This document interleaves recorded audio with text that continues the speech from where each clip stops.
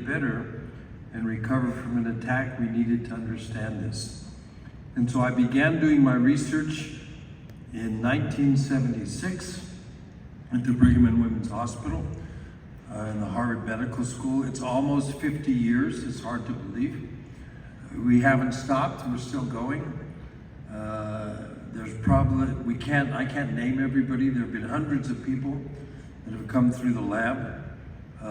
Some names that come to mind, Steve Hauser, David Hafler, Dave Dawson, Rob Bakshi, and more recently Tanuja Chitnis, who runs our climb study.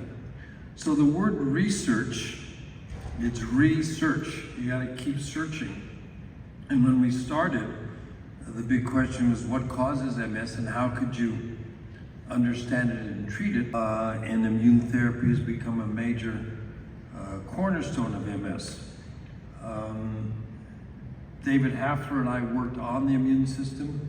We're the first to give a monoclonal antibody, tried to do immune tolerance. That initially didn't work, but I think now is beginning to work. And when the MRI became very important as a biomarker, we set up an integrated MS center with MRI, infusions, and immunology. The infusion started because of natalizumab, and everyone was getting it, and then as everybody knows, after a month or two, we had to stop giving it. CD3, which induces regulatory cells and appears to be helping people with progressive MS. You mentioned my movies. I have made a couple of movies. One of my movies is called What is Life, where I explore the big philosophical questions that you can't answer in the laboratory by research. Is there a God? Why is there evil, etc.? And I interview various people, and I interviewed one of my MS patients and his wife, and I asked him, what is the thing that you're most afraid of?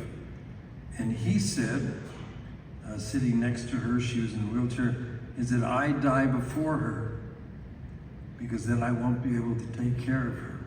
So this shows you the importance of understanding the personal interactions and everything that we have with the disease. I see patients in the clinic and so many say, well, can't you help me? And you tell them about something in the lab and say, I wish I could reach over into this drawer and pull something out, but I can't. And one of my patients says, well, you know, Dr. Weiner, every time I come, I said, when will we have this? And I said, well, in another 5 years. And this person had been coming for 20 years. And he says, you know, every 5 years you tell me the same thing. And the interesting thing is you can't tell somebody that will have it in 20 years. They have to think of it in a 5-year